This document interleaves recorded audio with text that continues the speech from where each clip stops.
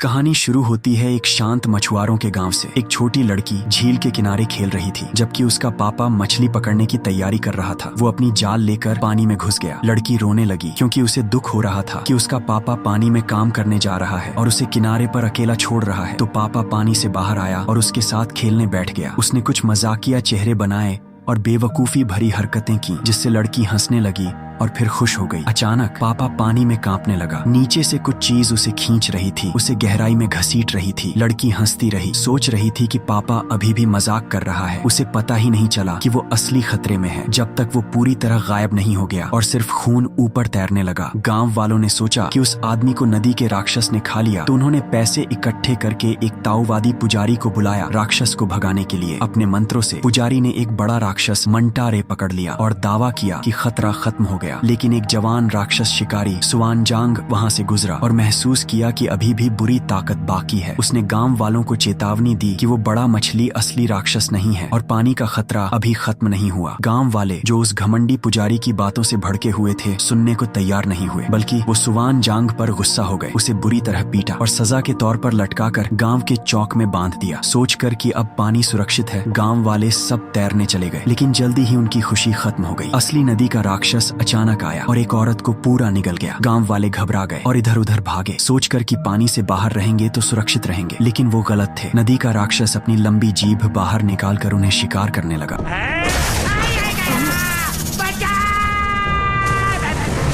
लड़की अपनी माँ के पास भागने की कोशिश की, लेकिन राक्षस की जीभ ने उसे लपेट लिया। गांव वालों ने पूरी ताकत से खींचा और आखिर जीभ काट दी। लड़की को पुल तक घसीट लिया, लेकिन अगले ही पल नदी का राक्षस पानी से कूदकर बाहर आया और उसे पूरा निगल गया। उसकी माँ पागल हो गई, बेटी को बचाने के लिए पानी में कूद पड़ी। इस बीच सुआनजांग रस्सियां काट रहा था, आजाद होने की कोशिश कर रहा था। पानी के अंदर माँ डर से जम गई जब वो राक्षस के सामने आई। नदी का राक्षस उसे गुस्से से घूर रहा था, जबकि वो रो रही थी और गिड़गिड़ा रही थी कि उसकी बच्ची वापस कर दे। लेकिन राक्षस ने उसकी बात नहीं सुनी और उसे भी खा लिया। फिर नदी का राक्षस आसपास की इमारतें तोड़ने लगा, जिससे गांव वाले अपना संतुलन खोकर नदी की तरफ फिसलने लगे। एक बच्चा पानी की तरफ फिसला, लेकिन ठीक वक्त पर सुआनजांग आजाद हो गया। वो पुल पर कूदा, फिर तैरती लकड़ी पर और बच्चे को गिरने से पहले पकड़ लिया। जैसे ही सुआनजांग बच्चे को पकड़े हुए था, नदी का राक्षस फिर आया। राक्षस के ही वजन का फायदा उठाकर सुआनजांग आखिरी सेकंड में बच्चे को लेकर भाग गया। राक्षस लकड़ी पर फंस गया और सुआनजांग कूदकर सुरक्षित जगह पहुंच गया। बच्चे को उसकी माँ को लौटा दिया। उसी वक्त वो डरपोक पुजारी भीड़ में छिपा हुआ था। अचानक एक बड़ी मोटी औरत घबराकर भागी। उसका वजन हर कदम पर जमीन को भूकंप की तरह हिला रहा था। आखिर वो कूदी और नदी के राक्षस पर गिरी, उसे लकड़ी से हवा में उछाल दिया। राक्षस जोर से भागते पुजारी के ऊपर गिरा। पानी से बाहर आकर नदी का राक्षस जल्दी कमजोर हो गया और मरने लगा। अचानक वो एक साधारण जवान आदमी में बदल गया। बिना देर किए सुआनजांग ने अपनी भरोसेमंद 300 नर्सरी राइम्स वाली किताब निकाली, जो उसके गुरु ने दी थी राक्षसों को काबू करने के लिए। वो गंभीरता से एक बच्चों की लोरी गाने लगा। उम्मीद कर रहा था कि राक्षस की अच्छी प्रकृति जगा देगा, लेकिन वो मासूम गीत का कोई असर नहीं हुआ, बल्कि राक्षस गुस्से से चिल्लाया और सीधा सुआनजांग पर झपटा। आखिरी सेकंड में एक कुशल महिला राक्षस शिकारी बीच में आई। ये मिस दुआन थी, जो अपना जादुई हथियार अनंत उड़ने वाली रिंग लहरा रही थी। एक तेज हमले से उसने नदी के राक्षस को फंसा लिया और एक गुड़िया जैसी चीज में बंद कर दिया। गांव वाले मौत से बचे, घुटनों पर बैठ गए और मिस दुआन को धन्यवाद दिया। उसे हीरो कहकर पुकारा। लेकिन मिस दुआन को सुआनजांग के बेवकूफ तरीकों पर कोई धैर्य नहीं था। उसने खुलकर उसका मजाक उड़ाया, कहा कि नर्सरी राइम्स से राक्षस मारने की कोशिश करना उनके पेशे की बदनामी है। इस घटना के बाद सुआनजांग अपना टूटा हुआ आत्मविश्वास लेकर गुरु के पास लौटा। उसे शर्म महसूस हो रही थी कि राक्षस शिकारी होने के बावजूद वो गांव वालों की रक्षा नहीं कर पाया। उसका बूढ़ा बुद्धिमान गुरु शांत रहा और उसे उनके संप्रदाय की मुख्य मान्यता याद दिलाई। राक्षस शिकार का मकसद राक्षसों को मारना नहीं, बल्कि उनके दिल की बुराई साफ करना और उन्हें अच्छाई की तरफ ले जाना है। उत्साहित होकर और ज्ञान पाने के लिए सुआनजांग फिर निकला सुअर राक्षस को हराने का तरीका ढूंढने, जो अभी भी इंसानों के लिए खतरा बना हुआ था। जल्दी ही सुआनजांग गांव विलेज में एक होटल पर पहुंचा। पहले एक जवान जोड़ा वहां खाना खाने रुका था और रहस्यमय तरीके से गायब हो गया। सच तो ये था कि उन्हें होटल के मालिक ने मारकर खा लिया था, जो असल में सुअर राक्षस था। जब सुआनजांग होटल में घुसा, वो खुश लोगों से भरा लग रहा था जो खा रहे थे, और फिर एक औरत ने उसका गर्मजोशी से स्वागत किया। लेकिन सुआनजांग ने जल्दी महसूस किया कि कुछ गड़बड़ है। बाकी ग्राहक असल में राक्षस के शिकारों के जीवित किए हुए लाश थे। कोने में खून से सना 9 दांतों वाला रेक पड़ा था, जो सुअर राक्षस का हथियार था। उसी वक्त मिस दुआन फिर से होटल में घुस आई। बिना सोचे उसने उन जॉम्बी जैसे गुलामों का सफाया कर दिया, राक्षस की कठपुतलियों को धूल में मिला दिया। स्वर राक्षस ने खुद को इंसानी रूप में दिखाया, एक गंदा फूला हुआ रसोइया जो डरावनी मुस्कान के साथ था। दुआन और सुवानजांग ने उसके साथ जोरदार लड़ाई की और दुआन ने राक्षस को अपने जादुई थैले में फंसा लिया। उसने योजना बनाई कि उसे दूसरी कठपुतली में बंद कर देगी, लेकिन स्वर राक्षस बहुत ताकतवर था। वो फटकर बाहर आया और एक बड़ा सा स्वर राक्षस बन गया, पूरी होटल को ढा दिया। उसकी भारी ताकत से हारकर सुवानजांग और मिस दुआन जान बचाकर भागने पर मजबूर हो गए। भागने के बाद मिस दुआन सुवानजांग की बहादुरी और निस्वार्थ से बहुत प्रभावित हुई। हालांकि उसके हुनर कम थे, लेकिन उसने बुराई के सामने बिना डरे खड़े होने की हिम्मत दिखाई और इससे उसका दिल पिघल गया। वो जल्दी ही उसके प्यार में पड़ गई। उसने खुलकर अपनी फीलिंग बताई और फिर मौका मिलते ही उसके करीब आने की कोशिश करती। लेकिन सुवानजांग रोमांस से डरता था। वो सिर्फ सारी इंसानियत में प्यार फैलाना चाहता था और रोमांटिक प्यार को निर्वाण के रास्ते से रुकावट मानता था। घबराकर वो सच में उससे भागता जब वो पास आती। सुवानजांग ने अपने गुरु और खुद को यकीन दिलाया कि वो सिर्फ सार्वभौमिक प्यार फैलाना चाहता है, रोमांस नहीं। लेकिन उसके चालाक गुरु ने महसूस किया कि सुवानजांग मिस दुआन को लेकर उलझा हुआ है। उसने बताया कि सुवानजांग के शब्द उसके दिल से मैच नहीं कर रहे और फिर सलाह दी कि 5 उंगली वाले पहाड़ पर जाएं। वहां वो बुद्ध द्वारा कैद बंदर राजा सन वुकोंग से मदद मांग सकता है। गुरु को यकीन था कि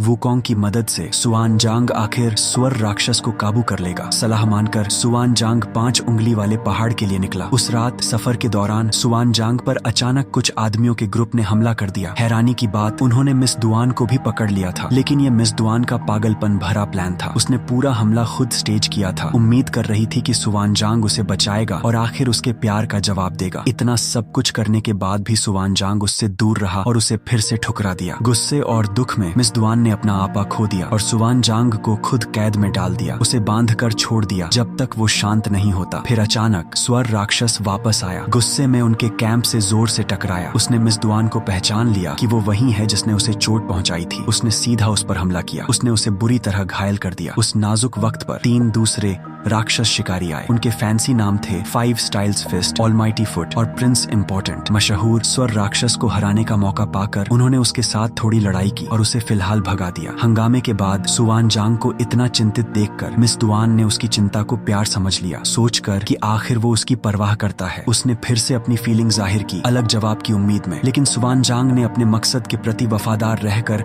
नरमी और मजबूती से फिर से मना कर दिया। दिल टूटकर और गुस्से में मिस दुआन ने सुवानजांग की प्यारी 300 नर्सरी राइम्स वाली किताब उसके सामने फाड़ दी। उसने उसे उदासी में छोड़ दिया। टूटे पन्ने जमीन पर बिखर गए। इस दर्दनाक पल के बाद सुवानजांग ने अकेले अपना सफर जारी रखा। बंदर राजा को ढूंढने का इरादा करके उसने कई मुश्किल दिनों का सफर किया। आखिरकार वो 5 उंगलियों वाले पहाड़ पर पहुंचा। एक शांत घाटी में जो खिले कमलों से भरी थी। उसने एक छिपी गुफा ढूंढी जो कमलों से सील थी। अंदर उसने कहानी वाले राक्षस राजा सन वुकोंग को पाया, जो बुद्ध की मुहर के नीचे 500 साल से कैद था। अंधेरे में एक अजीबोगरीब गंदा बूढ़ा आदमी ने उसका स्वागत किया। ये अजीब शक्ल कोई और नहीं बल्कि सन वुकोंग खुद था, इंसानी रूप में छिपा हुआ। वुकोंग ने खुशी से बताया कि वो वहां कैसे पहुंचा। 5 सदियों पहले वो स्वर्ग में तबाही मचाने वाला बंदर राजा था और बुद्धा ने उसे पहाड़ के नीचे कैद करके सजा दी। अब वुकोंग ने सुवानजांग से गिड़गिड़ाया कि उसे कैद से आजाद कर दे। मौका महसूस करके सुवानजांग ने सौदा पेश किया। वो वुकोंग को आजाद करने पर विचार करेगा, लेकिन सिर्फ तभी अगर बंदर राजा पहले उसकी मदद करे सुअर राक्षस को काबू करने में जो जमीन पर डर फैला रहा है। सुवानजांग को नहीं पता था कि मिस दुआन चोरी छिपे उसके पीछे आ रही थी। वो अब गुफा में घुस आई और उसके साथ जुड़ गई। उसे चिंता हुई कि सुवानजांग खतरनाक बंदर राजा से सौदा कर रहा है, लेकिन उसने जाने से इनकार कर दिया और मदद करने पर अड़ी रही। सहयोगी का रोल निभाते हुए वुकोंग ने प्लान बताया। क्योंकि सुअर राक्षस पहले अपनी पिछली जिंदगी में हवस में पागल था, तो वो उसे अपने अनोखे नाच से उसे लुभा सकती थी। बिना हिचकिचाहट के उसने चांदनी रात में एक लुभाने वाला नाच गाना शुरू किया, उम्मीद करते हुए कि सुअर राक्षस बाहर आएगा। प्लान काम कर गया। नाच गाने से अट्रैक्ट होकर सुअर राक्षस बाहर निकल आया। उसी पल वुकोंग ने अपनी ताकत छोड़ दी और आसानी से उसने सुअर राक्षस की पिटाई करके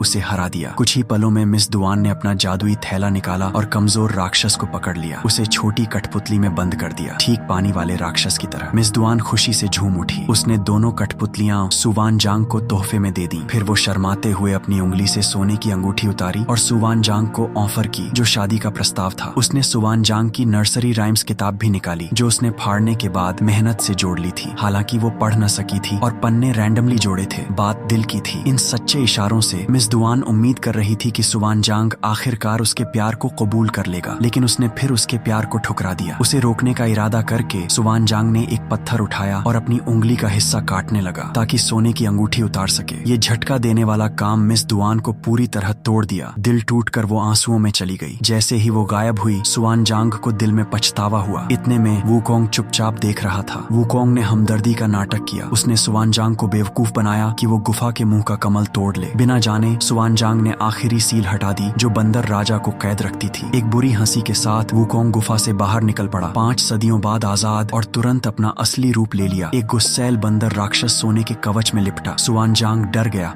और चिल्लाया कि गुफा से बाहर भी वूकोंग बुद्धा की पहुंच से कभी नहीं बच सकता। बुद्धा का नाम सुनकर गुस्सा होकर वूकोंग और भड़क गया। एक जोरदार चोट से उसने सुवानजांग को उछाल दिया, उसे बुरी तरह घायल छोड़ दिया, खांसते हुए खून उगलता। फिर उसने सुवानजांग के बाल पकड़े और जड़ से उखाड़ लिए। उसके सिर के ऊपर के सारे बाल नोच लिए। एक पल में सुवानजांग जमीन पर पड़ा था, खूनी और गंजा, भिक्षु जैसा। उसी पल 3 राक्षस शिकारी नाटकीय ढंग से प्रकट हुए। बंदर राजा को हराने की शोहरत पाने को बेताब, वे अपने बेस्ट तरीकों से लड़े, लेकिन वूकोंग उनकी ताकत से कहीं ऊपर था। वूकोंग ने आसानी से उसने उन्हें तबाह कर दिया। एक गर्जना के साथ उसने उनके शरीरों को उड़ा दिया, उन्हें पूरी तरह मिटा दिया। शिकारियों को हराना वूकोंग के घमंड को और बढ़ा गया। वो घायल सुवानजांग को खत्म करने ही वाला था, तब मिस दुआन अचानक लौट आई। वो सुवानजांग के सामने कूद पड़ी उसे बचाने को। उसने वूकोंग का मजाक उड़ाया और गुस्सा खुद पर खींच लिया। वूकोंग पूरी तरह भड़क कर उस पर पूरी ताकत से हमला किया। वो बहादुरी से लड़ी, लेकिन उसका मुकाबला न कर सकी। जैसे ही मिस दुआन मरने लगी, सुवानजांग को आखिरकार एहसास हुआ कि वो उसे कितना प्यार करता है। उसे बाहों में थाम कर आंसुओं से कबूल किया कि वो हमेशा से उसे प्यार करता था।